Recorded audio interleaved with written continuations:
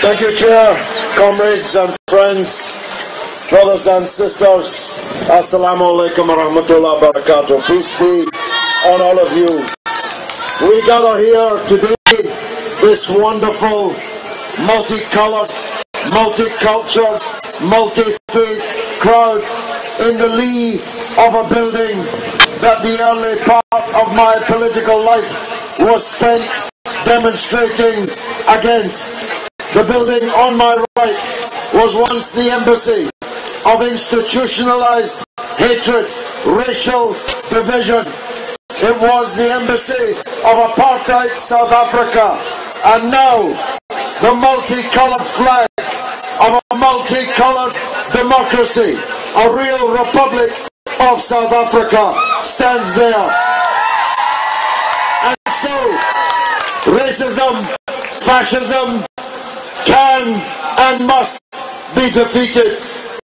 And we have made real progress as a result, in large part, of the UAF and its antecedents and all those who fought fascism in the 60s, the 70s and the 80s in Britain. Now the BNP is broken. The EDL can hardly fill a coach. The so-called Britain First, the last picture I saw, couldn't fill the memorial statue to Eros in Piccadilly Square, that well-known English personality. The problem is not that there is mass support in Britain for fascism. The problem is that racism has entered the mainstream, the bloodstream of the mainstream, and the other parties are involved in a Dutch auction to see who can be meanest to immigrants, to see who can incorporate more of the agenda of racism into mainstream British politics. And as Diane Abbott said, that virus has even reached the Labour Party. Imagine a Labour Party that is setting out deliberately to blow dog whistles that UKIP voters might respond to. My family came here as immigrants from Ireland to Scotland. I immigrated from Scotland to London and have now landed in heaven for immigrants in Bradford West. And I tell you, it's a beautiful, wonderful place to be.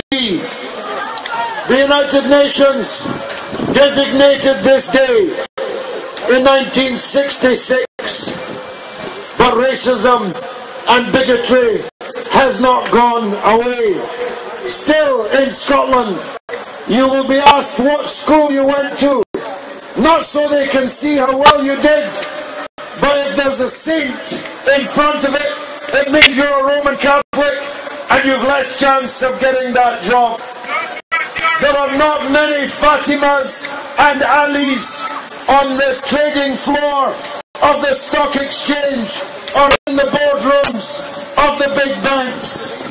Everybody knows that if you're black and down on the street, you're going to be treated differently, worse by the police than you will be if you look like me or most of the people on this great demonstration today.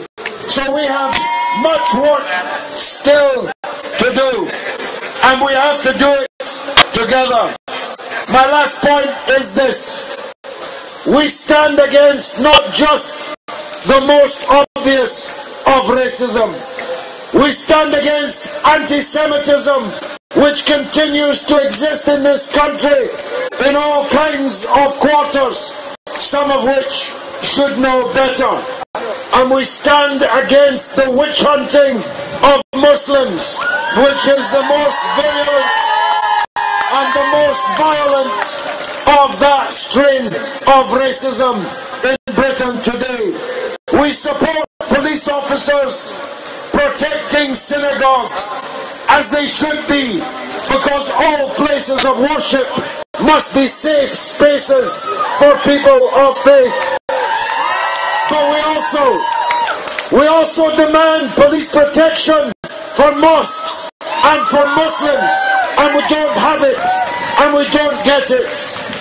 So, this great assembly, and I congratulate the organisers, has done a signal service for Britain today. It's a respect agenda, as the armbands of the football teams tell us on European Championship nights.